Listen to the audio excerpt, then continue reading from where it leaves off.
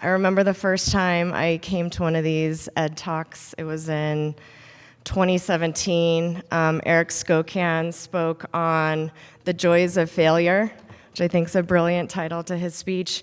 And everyone's favorite, Daniel Asher, spoke on the politics of menu activism, when both of those themes ring so true, especially for your next speaker today. It is my pleasure to introduce someone who has helped make the city not only more delicious, but more curious and thoughtful about food and the drinks we make, serve, and share. Her name is Mara King.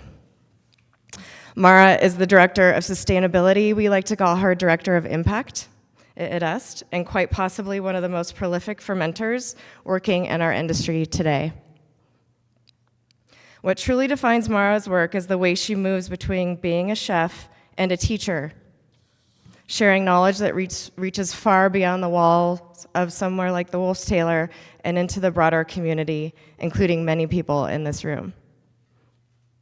Through fermentation and a deep respect for indigenous knowledge and tradition, she's helped shape how chefs, producers, and diners across Denver think about ingredients, culture, stewardship, and ultimately, taste, showing us that preservation lets us make the most of every ingredient, turning what might be forgotten into something extraordinary. Beyond all of that, Mara is someone I am lucky to call both a colleague and a friend.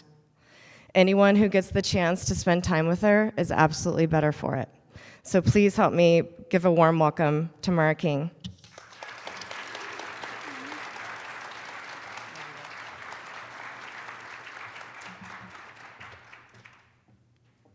That's me. Okay, restaurant ecosystems is what I'm here to talk about today. And you'll have to forgive me because I think this talk is a little like, what's the word? Poetic or flighty or something of the ether that I'm trying to bring down to earth. But in order to understand what I'm going to present, and in order to understand this line of thinking, I'm going to need to train you all really quickly to think a little bit like a fermenter. Because fermenters are very interesting creatures. We are an interesting breed of people that you might come across the world. And, you know, oftentimes fermenters are people who carry traditions, people who have these sort of evolved human traits and traditions that have been passed on through many generations. And fermenters are creators that they create understanding how the natural world works rather than creating in a forceful manner. So in our first lesson on fermentation, we have behind us 2 jars. And in the jar on your left, we have a lactic acid ferment. And in the jar on the right, we have a pasteurized preservation. And I have nothing against pasteurization. It's a very useful tool to preserve the season. But for this consideration, I want you to think about effort and power and where one would commit this effort and power. So in a fermentation, you have to understand who you're working with. And you're working with microbes. And in a microbial mix, if you want to create something that is sustainable and lasts a long time, you have to understand who to promote within that mix. So in this example of lactic acid fermentation, on the right-hand side, on your left-hand side, you have lactic acid bacteria and yeast, and we know that by creating an anaerobic space for them, they're going to proliferate. And on the right-hand side, we understand that in either container, right? So you're inviting all the microbes to the party in both containers, and there may be microbes that could be harmful in either one of those containers. But by creating the anaerobic space, that space will encourage an acidic, the acid-forming bacteria to proliferate. And on the right-hand side, you just apply heat and pressure until everything within it dies. The same line of thinking goes towards, say, for example, like antibiotics. In order to use an antibiotic, in order to kill one small microbe that could be harmful within your body, one small virus within your body, then using the antibiotic sort of wipes every single microbe out. So the amount of force that you're utilizing in order to create sort of ground zero within your body is akin to throwing a giant bomb on a city to kill a rat. In the fermentation scenario, by creating an environment where the good guys proliferate, you will naturally push the bad players out. Another way of thinking of this container, if you zoomed out and your container became the size of the world, well, you could utilize force to take over and to push and to exercise your will, and that would be considered a power play, and you could compare that kind of thinking to colonialization. All right, let's talk about mother. So if you want to create a space where the good guys succeed and the bad guys do not have to be pushed out through massive amounts of power, you can call upon what is often called a SCOBY. A SCOBY stands for a symbiotic colony of bacteria and yeast. So a mother is like a kombucha SCOBY or milk kefir, a sourdough starter, and on the far right you have the chew balls, which are a kind of mold-based ferment from East Asia. Utilizing these starters are a great way to seed your idea into a ferment so that you're encouraging the right things to happen, and you hold a container to encourage the wrong things not to happen. What's really fascinating to me is to think, where does the mother come from? So mothers are generally passed on from generation to generation. For example, if you were in the Eastern Caucasias, you might have a yogurt mother that has been passed down to you through generations.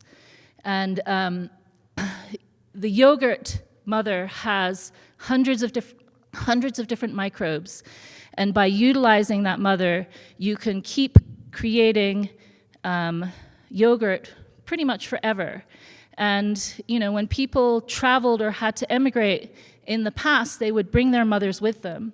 So say, for example, somebody was going from the Ukraine area and they were traveling to the United States by boat, and it took them 3 months. They would take their yogurt and put it on a piece of tissue or a piece of a cloth and dry it out, fold it carefully into their luggage, and then when they got to where their destination was, months later, they would bring it back to life by putting that mother back into the flow of production. You can do the same thing with sourdough. You can do the same thing with any of the mothers that you see above if you know how to transport them. What's fascinating to me is there is this idea of a fingerprint that's microbially symbiotic, or these microbes that they behave in a mutualistic way, and they have some sort of communication between them that goes beyond what we can understand. There was a study in 2025 that showed that even though in milk kefir, which is a mother that comes from the sort of Mongolian plains, Mongolian steppes area, and is considered sacred in that region, they managed to take that mother apart, and they identified each individual microbe that was within it. But they could not put those microbes back together to regenerate the SCOBY, like the little sort of cauliflower nubby that you see there. They couldn't reverse engineer it. So there's something that happens, some sort of communication within the system that is not yet understood. So this brings us to the understanding of wild fermentation versus lab starters.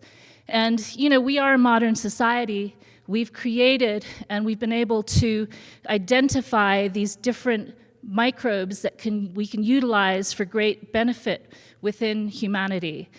And these microbes are very technically precise. If anybody here is a beer brewer, they're probably very familiar with a number of different microbes.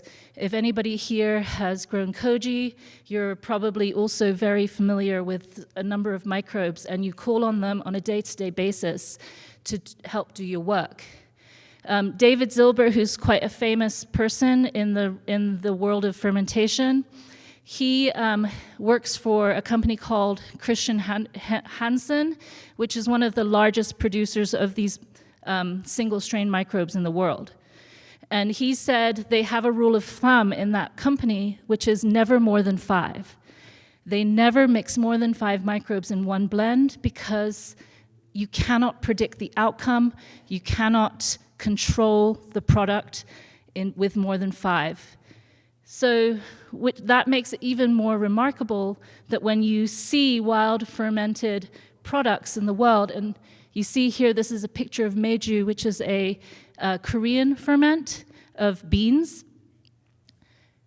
It makes it even more remarkable that wild ferments contain hundreds of, or many hundreds of different microbes working together in symbiosis, and somehow we have figured out as humans the method of shepherding these microbes to the outcomes that we desire. This is a scandalous slide right here. This is something we're all talking about right now in our industry. And it was really fascinating to me when the New York Times published the first article in 2023 about how Noma was closing its doors, and the quote that I remember most significantly from that article was Renee saying, "It's unsustainable. Fine dining is unsustainable." And I challenge you all to think about, maybe just for a minute, what made this particular approach to fine dining unsustainable.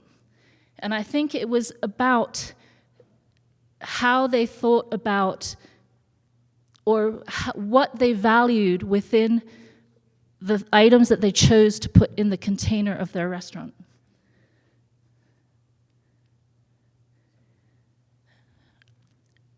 The word restaurant comes from restore, which is a Latin word that it means to restore, to regenerate.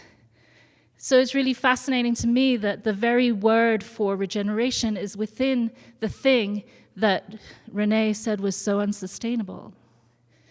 And the first restaurants in France were places where you would go to get broth.